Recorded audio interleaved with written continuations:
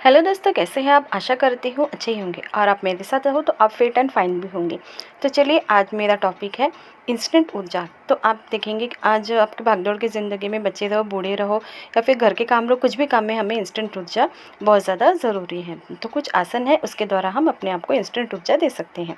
पहला है भुजंगासन। भुजंगासन जिसे हम कोबरा कोस भी कहते हैं।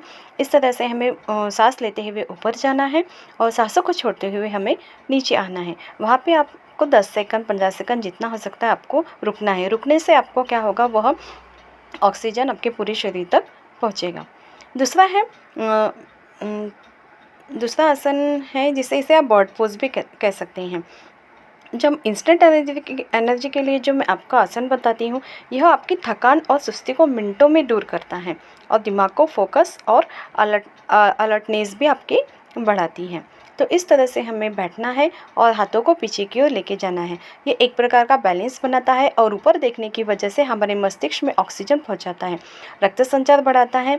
वीरासन भी उसका ही एक अच्छा उपाय है। दिमाग को यह फोकस तो करता ही है, अलर्टनेस भी बढ़ाता है और शरीर का मेटाबॉलिज्म भी बढ़ाता है। यह है अधोमुखासन। अधोमुखासन बहुत ही अच्छा आसन है।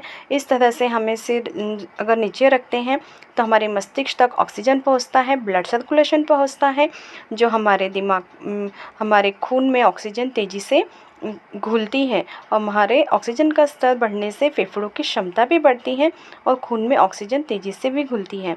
यह टेक्निक नर्वस सिस्टम को भी स्टिमुलेट करती हैं और आपको इस तरह से आगे पीछे पैरों को लेके जाना है। इस आसन से हमारी जो थकान है, जो हमारी सुस्ती है, जो हमारे बैठे बैठे नींद आने लगती है बहुत ज़्यादा काम होने की वजह से, या फिर कुछ अलग वजह से हमें एनर्जी हमारी ख़त्म हो जाती है, तो वह हमारी एनर्जी को यहाँ पे बूस्ट करते हैं। इस तरह इसे कहेंगे कुर्सी आसन। कुर्सी आसन में हमें इस तरह से बैठना है, हाथों को स्ट्रेच करना है और लंबा गहरा सांस लेते जाना है। वहाँ पे रुके, थोड़ा देर होल्ड करें। उसके बाद करेंगे कोणासन। कोणासन यह हमारी स्ट्रेंथ बढ़ाता है, पैरों की, हमारे हाथों की, हमारे शरीर की स्ट्रेंथ बढ़ाता है। तो इस तरह से हमें कोणासन करना है।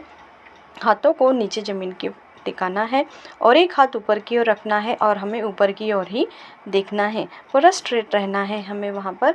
ये पहली स्थिति हो गई। अब दूसरी बार में भी हमें वहाँ दूसरी बार करना है। हमें पैरों को मोड़ लेंगे और दूसरे पैर को भी उसी दिशा में मोड़ लेंगे। उसके बाद हाथों को ज़मीन पर रखते हुए और दूसरा हाथ हवा में लेके जाएंगे और उस हाथ की ओर हमें देखना है। वहाँ पे होल्ड करना है 1 2 3 4 5 6 7 8 9 10। जितना आप होल्डिंग करोगे उतनी ज़्यादा आपको एनर्जी मिलेगी।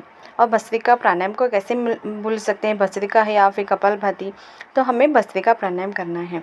भस्त्रिका में हम लंबी गहरी सांसें लेते हैं, लंबी गहरी सांसें छोड़ते हैं, जिसकी वजह से ऑक्सीजन का प्रवाह बढ़ता है, हमारा दिमाग तेज होता है और अलर्ट हो जाता है।